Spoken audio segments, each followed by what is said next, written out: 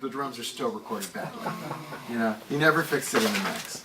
Okay, doing vocals on a vocal record is the most important thing to record.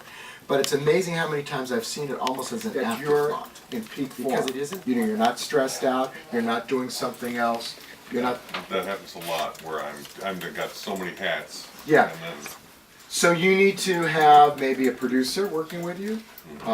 You need to have a friend come as an assistant to don't do that. I'm the same way. I'm like a control freak and I want to do everything. You know, so I want to order the lunch and write it down, and I want to, like, you know.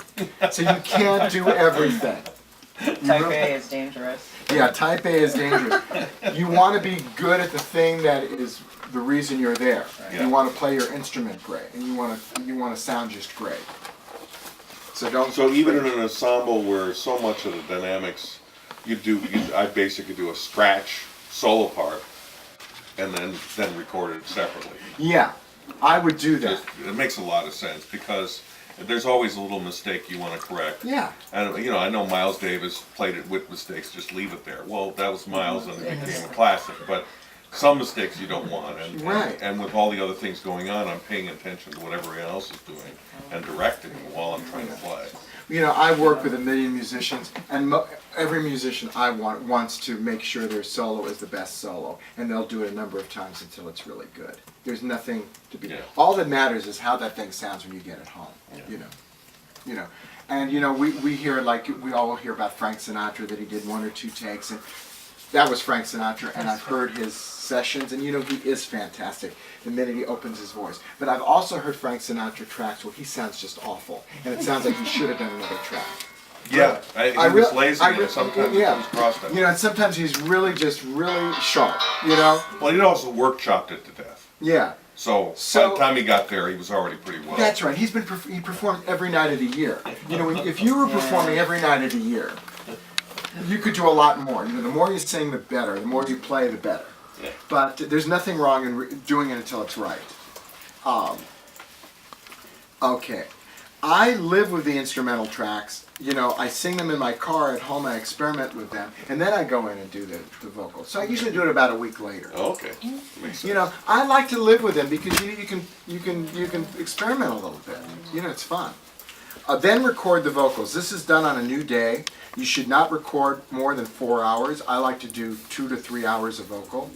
It should be you, the producer, and the engineer. No guests. Generally, I record 4 passes and then make a comp.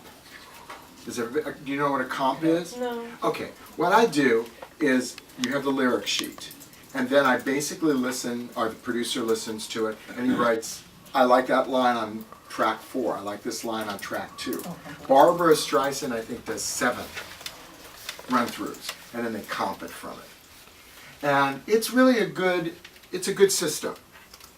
So the system is, I have the lyric sheet, and I have, if I repeat a bridge, so if I do A, B, A, and then I go back, there's an instrumental, and I go back to the bridge, I have the bridge again on the lyric sheet. And then I have the A. I have it all written out, I just don't say B, A. Because you want to literally say what track. And even half of a line you can say track 4 on this line and track 5 on this line. And then I have the producer comp it. And you can do the same thing on your instrumental.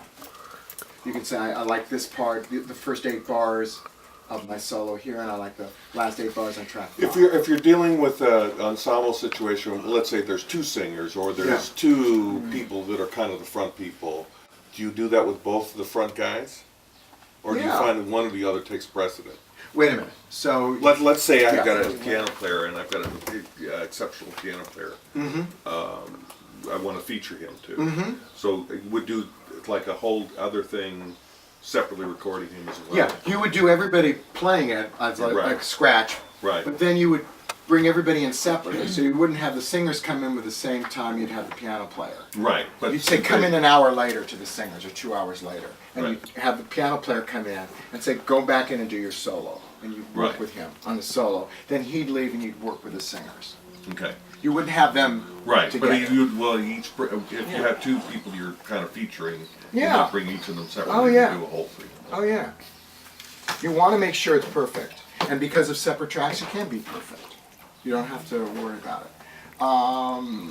It's the duty of the singer to know how you sound on tape. If you're a novice, believe me, no matter how great your singing, you won't like it. Trust your producer and go with what he says. Once again, how do you trust your producer? How do you think you trust your producer? Tell me. I don't know. Pick someone that you know well or that knows your voice. What other ways could maybe you could find to trust him? There's a woman at one of the places where I go who always tells me the truth. Okay, good. You know, if she thinks it's good, she'll say it's good. If she thinks that it's not so good, she'll say it's not so good, and she'll tell me why. Mm-hmm. And she also from the beginning, she said I knew she was with me. Mm-hmm.